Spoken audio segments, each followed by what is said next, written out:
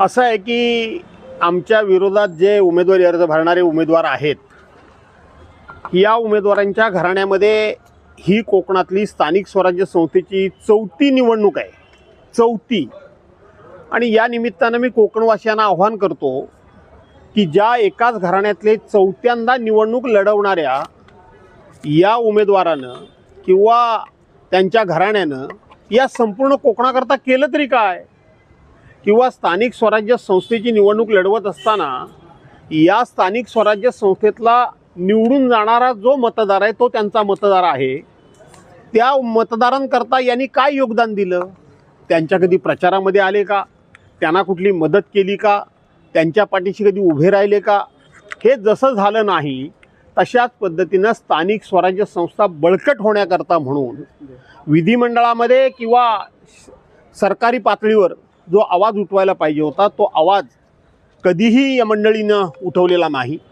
निवडणूक आली की त्या निवडणुकीमध्ये त्या वेळच्या परिस्थितीचा फायदा घ्यायचा आणि निवडणूक जिंकायची।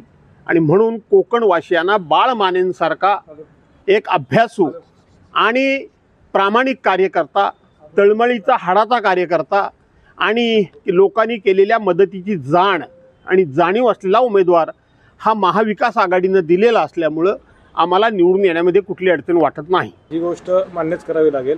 असं असताना तुम्हाला कितपत यशाची खात्री वाटते की तिकडचे काही जे लोकप्रतिनिधी आहेत ते आपल्याला वोटिंग करतील किंवा त्यांच्या संदर्भात त्यांचं काही नाराजी तुमच्यापर्यंत आतापर्यंत पोहोचली आहे का? मुळामध्ये या निवडणुकीमध्ये उमेदवारी अर्ज भरण्याचा आता शेवटचा दिवस आहे। 3 वाजेपर्यंत कोण कोण उमेदवारी अर्ज आणखीन भरतायत त्याच्यावर सगळी पुढची गणितं मांडली जातील। कारण महायुतीमध्ये मतदान जास्त आहे की कमी आहे यापेक्षा वाद जास्त आहेत। इच्छुक बरेच जण होते आणि एकमेकाचे राजकीय वैरी किंवा राजकीय विरोधक एवढ्या पुरेसं ते वैर नाही, तर हे पर्सनल लेवलला गेलेले वैरी एकमेकाची उद्या मदत कितपत करू शकतात याच्यावर उद्याचा रिझल्ट अवलंबून आहे। साहेब, शेकापचे उमेदवार सुद्धा या ठिकाणी अर्ज भरायला आलेले आहेत। महाविकास आघाडीमध्ये आणखी तुमचा घटक पक्ष असलेला शेकाप या ठिकाणी उमेदवारी अर्ज भरतो आहे, ही चांगली गोष्ट आहे ना।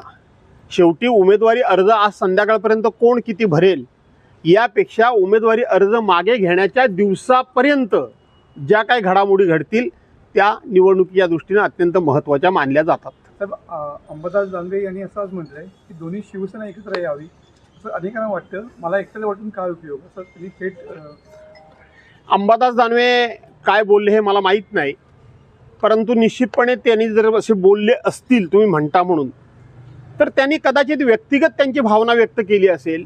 या संदर्भातलं पक्षीय धोरण ठरवण्याचा आमच्या पक्षामध्ये पूर्णपणे अधिकार हा पक्षप्रमुख उद्धव बाळासाहेब ठाकरेंनाच आहे। बाळासाहेब देशमुख हे दोन्ही राजेंद्र राऊत यांचं सूचक असणार आहेत। देशामध्ये 22 राज्य आज भारतीय जनता पार्टीच्या अधिपत्याखाली आहेत। सगळ्या राज्यांचे मुख्यमंत्री कोण कोण आहेत त्याची एकदा यादी बघा आणि मूळ त्यातले भाजपचे किती आणि दुसऱ्या पक्षातले किती, ज्यांच्यावर आरोप झाले ते त्या मशीनमधून धुपून निघाल्यानंतर ते भाजपचे भविष्यातले चेहरे म्हणून समोर येत आहेत।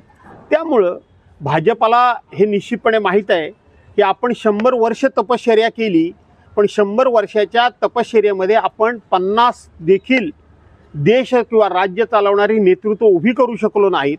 त्यामुळं दुसऱ्या पक्षातली तयार झालेली नेतृत्व त्यांना घ्यावी लागतात, हा त्यांचा नैतिक पराभव आहे असं मी मानतो। तर माझ्याकडून एक शेवट प्रश्न की मगाशी बाळासाहेबांनी उल्लेख केला की घराणेशाहीचा, मगाशी पण म्हटलं की 4थी टर्म आहे विधान परिषदेची, घराणेशाही असं थेट म्हणायचं होतं। असं आहे की घराणेशाही वगैरे म्हणण्यापेक्षा काही नेते असे आहेत की त्यांना फक्त आणि फक्त स्वतःकरता पक्ष लागतो, पण स्वतःच्या पलीकडे पक्ष वाढवण्याकरता काही नेते किती काम करतात याचा जर संशोधन केलं तर हे उत्तम उदाहरण ठरू शकतं।